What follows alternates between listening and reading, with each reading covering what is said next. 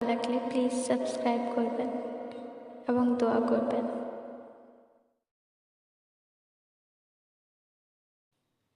রসূল আমার ভালোবাসা,